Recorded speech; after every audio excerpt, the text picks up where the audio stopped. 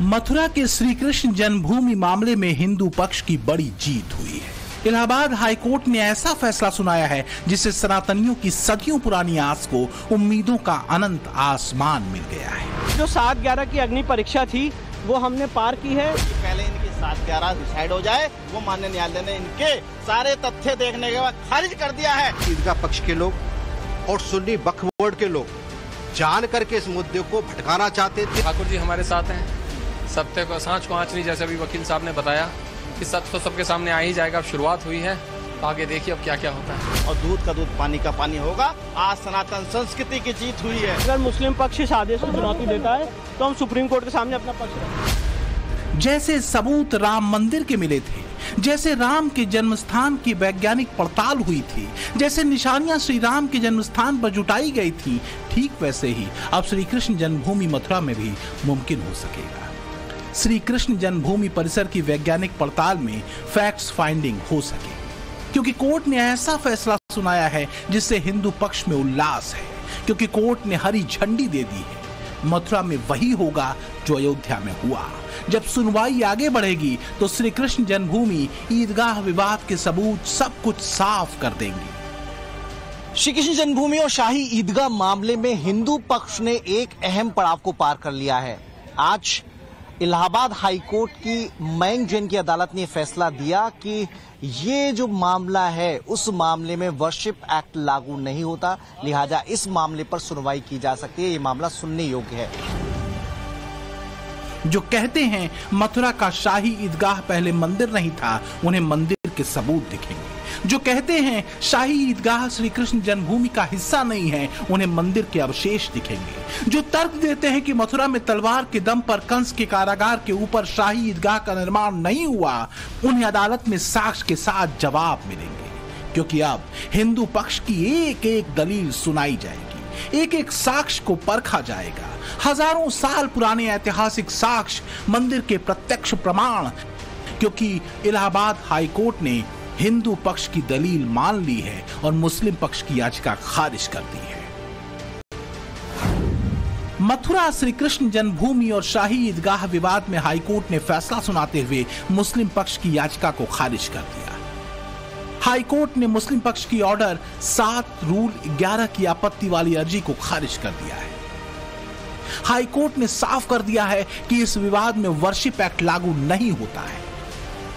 High court ने कहा कि याचिकाएं वक्फ एक्ट, लिमिटेशन एक्ट और स्पेसिफिक पोजीशन रिलीफ एक्ट से बाधित नहीं होती। हाईकोर्ट ने हिंदू पक्ष की सभी 18 याचिकाओं को सुनने योग्य माना। 12 अगस्त को मामले की अगली सुनवाई होगी। बराबर से बात कह रहे थे कि प्लेसेस ऑफ वर्शिप एक्ट से केस बाधित नहीं है।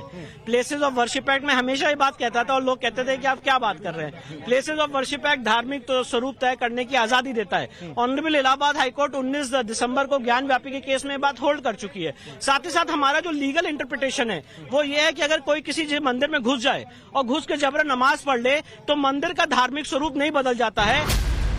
हिंदू पक्ष की तरफ से दाखिल की गई 18 याचिकाओं में मथुरा की शाही ईदगाह मस्जिद को श्री कृष्ण जन्म स्थान बताकर उसे हिंदुओं को सौंपे जाने की मांग की गई है। विवादित परिसर में हिंदुओं को पूजा अर्चना की इजाजत देने की मांग की गई है। विवादित परिसर का अयोध्या के राम मंदिर और वाराणसी के काशी विश्वनाथ मंदिर की तर्ज पर सर्वेक्षण कराए जाने की मांग की गई है।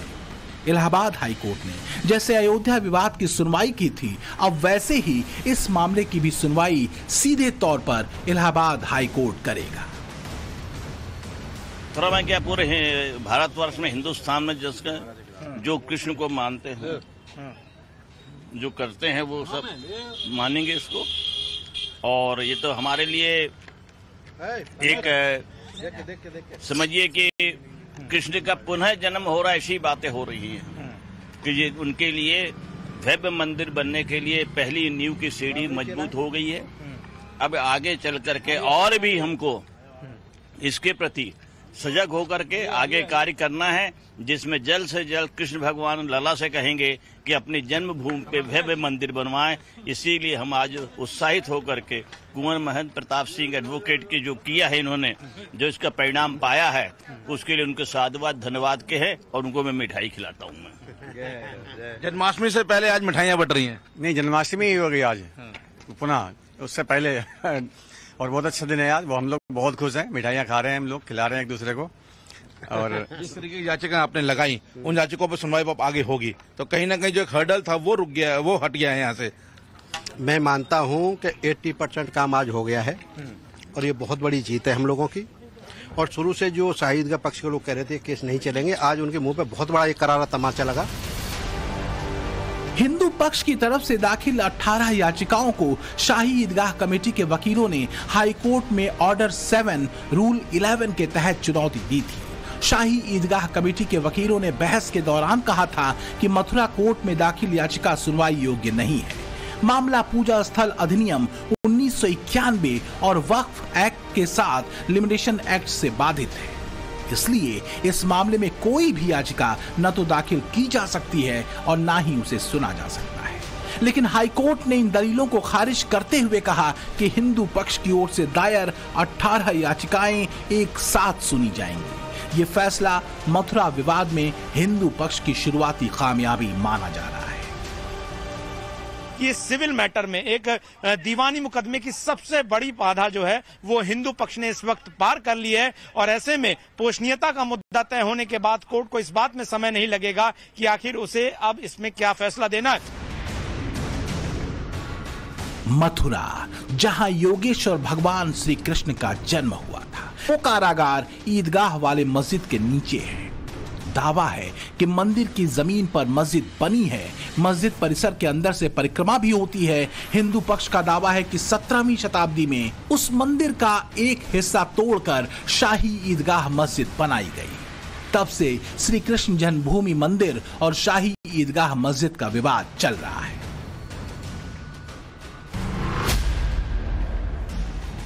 हिंदू पक्ष ने अदालत में श्री कृष्ण जन्मभूमि मंदिर शाही ईदगाह मस्जिद विवाद को सिविल वाद बताया।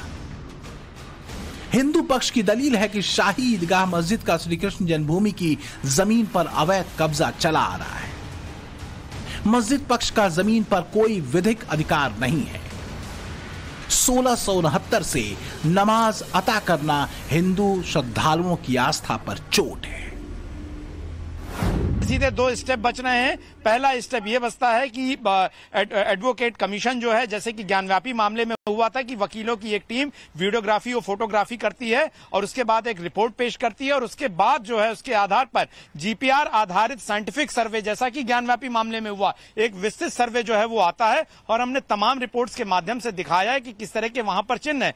हिंदू पक्ष का एक ही दावा है कि जो श्री कृष्ण जहां जन्म लिए थे, यानी कि कंस का कारागार, वो सीधे सीधे शाही ईदगाह मस्जिद के नीचे है और उसी के ऊपर मस्जिद का निर्माण जो है वो करवाया गया है। और ऐसे में उस जगह को नुकसान पहुंचाए बिना जीपीआर सर्वे करके इस बात के चिन्ह प्रतीक सामने लाए जाने चाहिए कि वो पूरी जगह जो है वो श्री कृष्ण जन्मभूमि से जुड़ी है। कोर्ट के आदेश के बाद ये शीशे की तरह साफ हो चुका है कि अब श्री कृष्ण जन्मभूमि विवाद में भी वैसा ही सर्वेक्षण हो सकेगा जैसा वाराणसी के ज्ञानवापी परिसर में हुआ था। जैसे ज्ञानवापी परिसर के सर्वे के बाद एएसआई यानी भारतीय पुरातत्व सर्वेक्षण ने अपनी रिपोर्ट पेश की। रिपोर्ट में साफ साफ शब्दों में लिखा कि मौजूदा स्ट्रक्चर यानी मस्जिद जहां है वहां पहले भव्य मंदिर था। आगे हमारी स्ट्रेटेजी ये है कि जो ऑनरेबल इलाहाबाद हाई कोर्ट ने यहाँ पे सर्वे का आदेश दिया था और ये होल्ड किया था कि यहाँ पे एसआई जो एडवोकेट कमीशन सर्वे वो हो, उसके खिलाफ शाही ईदगाह मस्जिद सुप्रीम कोर्ट गई थी। सुप्रीम कोर्ट ने उसमें रोक लगा दी थी और ये कहना था उनका कि भाई ये इलाहाबाद हाईकोर्ट आदेश नहीं पारित कर सकती थी क्योंकि 7/11 की एप्लीकेशन डिसाइड नहीं हुई। आज 7/11 की एप्लीकेशन डिसाइड हो गई है, तो हम ऑनरेबल सुप्रीम कोर्ट सामने स्टे वेकेशन की मांग करेंगे और ये कहेंगे इसमें स्टे वेकेट किया जाए, एडवोकेट कमीशन को वहां सर्वे करने की इजाजत दी जाए। आज भी वहां पे बहुत सारे ऐसे सबूत है जो चीख चीख के कह रहे हैं कि एक हिंदू मंदिर का परिसर है और वो सबूत कभी भी मिटाए जा सकते हैं। इसलिए यहाँ पे एडवोकेट कमीशन का सर्वे हो, उसके स्टे वेकेशन के हम सुप्रीम कोर्ट जाएंगे। साथ ही साथ जो आज ऑनरेबल हाईकोर्ट ने निर्णय दिया है इसमें हम कैविएट भी दाखिल करेंगे कि अगर शाही ईदगाह मस्जिद सुप्रीम कोर्ट आए तो उनका स्वागत करने के लिए हम वहां पे मौजूद हैं। जैसे ज्ञानवापी परिसर में जीपीआर सर्वे हुआ, अब वैसे ही मथुरा के शाही ईदगाह परिसर में जीपीआर सर्वे संभव हो सकेगा। जैसे ज्ञानवापी परिसर में जीपीआर सर्वे से जुड़ी एएसआई की रिपोर्ट में कहा गया है कि ज्ञानवापी परिसर में मस्जिद के पहले एक बड़ा हिंदू मंदिर मौजूद था। एएसआई की सर्वे रिपोर्ट में मंदिर के होने के 32 से ज्यादा प्रमाण मिलने की बात कही गई। वैसे ही प्रमाण मथुरा के शाही ईदगाह परिसर में जीपीआर सर्वे के बाद सामने आ सकेंगे। जैसे ज्ञानवापी परिसर से जुड़ी रिपोर्ट में एएसआई ने लिखा कि उस मंदिर को मुगल बादशाह औरंगजेब के समय में तोड़ा गया, मस्जिद बनाने में मंदिर के हिस्सों का इस्तेमाल हुआ। वैसे ही साक्ष्य अब मथुरा के शाही ईदगाह परिसर में भी सामने आएंगे। हिंदू पक्ष ये भी चाहता है कि इस पूरे मामले में जो एडवोकेट कमीशन गठित करने की प्रोसेस स्टार्ट हुई थी, जिस पर सुप्रीम कोर्ट ने रोक लगा रखी है, उस प्रोसेस को भी दोबारा शुरू कराया जाए। उसके लिए सुप्रीम कोर्ट का दरवाजा भी खटखटाया जाएगा और इसके साथ ही एएसआई सर्वे भी होना चाहिए ताकि इसका जो पुरातात्विक महत्व है वो भी सबके सामने आ सके। इसको लेकर भी हिंदू पक्ष सुप्रीम कोर्ट जाएगा। हिंदू पक्ष के मुताबिक शाही ईदगाह परिसर के जीपीआर सर्वे में सबसे बड़े सबूत मस्जिद के बेस से मिल सकते हैं, जहां कंस का कारागार होने का दावा किया जाता है। मस्जिद के स्तंभों पर हिंदू धार्मिक प्रतीक मिल सकते हैं। मस्जिद के नीचे तहखाना होने का भी दावा किया जाता है। तहखाने में भी हिंदू प्रतीक मिल सकते हैं। कमल के आकार का स्तंभ मिल सकता है। शेष नाग की छवि भी मिल सकती है। इसके अलावा मस्जिद परिसर में अगर सालों से बंद कमरे हैं तो वहां भी सर्वे किया जा सकता है। वहां से कई राज सामने आ सकते हैं, क्योंकि बरसों से हिंदू पक्ष ये दावा करता आया है कि मथुरा में मध्ययुगीन इतिहास में हिंदुओं की आस्था पर चोट पहुंचाने वाले जख्मों के निशान हैं। मथुरा में श्री कृष्ण जन्मभूमि विवाद में हिंदू पक्ष के पास साक्ष्यों के ऐसे पन्ने हैं जिनके बूते अधिकार की लड़ाई लड़ी जा रही है।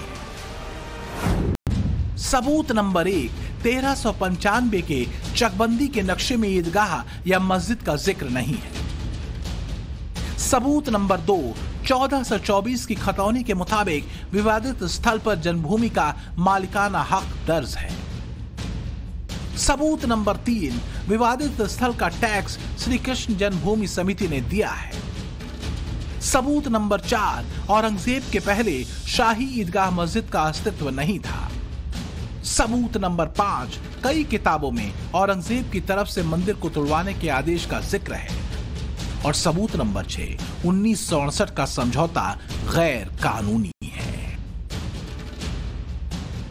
ये चंद सबूत तो बस बानगी हैं। मथुरा के शाही ईदगाह परिसर में ऐसे न जाने कितने साक्ष्य दबे हुए हैं जो सर्वे के बाद सामने आएंगे, क्योंकि हिंदू पक्षकारों की दलील है कि 2.5 एकड़ में बना शाही ईदगाह कोई मस्जिद है ही नहीं। ईदगाह में केवल साल भर में 2 बार नमाज पढ़ी जाती है। दावा है कि ईदगाह का पूरा 2.5 एकड़ के एरिया में श्री कृष्ण जन्मभूमि मंदिर रहा है, जिस पर षड्यंत्र के तहत ईदगाह बनवा दिया गया। अब हाई कोर्ट ने मुस्लिम पक्ष की याचिका और दलील को खारिज करते हुए बड़ा झटका उसे दिया है। दूसरी तरफ हिंदू पक्ष को अपनी दलीलों को बल देने के लिए साक्ष्य पेश करने का मौका मिलेगा। यही वजह है कि हिंदू पक्ष कोर्ट के फैसले को अयोध्या में राम दरबार के बाद मथुरा में श्री कृष्ण का धाम बनने की ओर पहला कदम बता रहा है। हिंदू पक्ष दावा कर रहा है कि अयोध्या और काशी के बाद अब मथुरा की बारी है। मथुरा से मोहित ओम, दिल्ली से गौरव श्रीवास्तव और प्रयागराज से मनीष यादव के साथ ब्यूरो रिपोर्ट, टाइम्स नाउ, नव भारत।